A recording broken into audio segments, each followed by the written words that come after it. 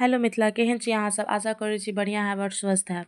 तऽ साँझके टाइम छलै और हमरा कुछ खाइके मन करै छलै बाहरके, लेकिन हम बाहर जा नहि सकै छलहुँ हेँ और इसकुलसँ आबि गेल छलहुँ तऽ बहुत ज़्यादा थकावट भऽ गेल छलै, ताहिके वजहसँ हम नहि जा सकै छलहुँ हेँ। तऽ घरेमे हमरा मुरहीके पैकेट छलै और नमकीनके सेहो पैकेट छलै, तऽ सोचलहुँ कि इएहके झाल मुरही जेना बना कऽ खाइ। और ओहिके बाद हमे देखै छियै एतऽ हम प्याज काटि रहल छी। कोशिश केलहुँ जे मेही मेही काटी, पर हमरासँ नहि भऽ सकल, हम मेही प्याज नहि काटि पेलहुँ। और लेकिन एतऽ हमर आरो दोस्त सब छलै तऽ ओ कहलक जे ला हम काटि दै छियौ, तऽ ई बेचारी अपन काटि रहल है मेही मेही।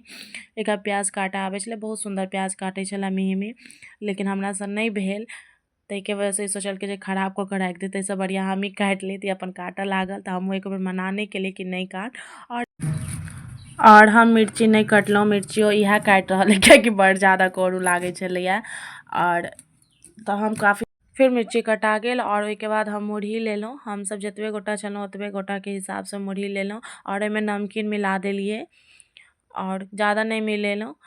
और फिर ओहिके बाद कनि अचार दऽ देलियै कि कनि ज़्यादा खट्टा भऽ जेतै। ओहिके बाद फेर नमक मिलेलहुँ, ओहिके बाद हम सरसोंके तेल मिलेलहुँ और ओहिमे कनि हम नींबू सेहो दऽ देलियै जे कनि ज़्यादा खट्टा खट्टा लगतै तऽ नीक लगतै, चटपटा। और ओहिके बाद फेर सबटाके मिक्स कऽ देलहुँ। मिक्स केलाके बाद देख सकै छी कते और कचरा पूरा चारू साइड से फैला देलियै। तऽ सब खा रहल छथि, काफ़ी ज़्यादा टेस्टी बनल, हमरो बहुत ज़्यादा नीक लागल। अगर अहाँ सब कहियो खेने हैब ई चीज़ तऽ बतायब।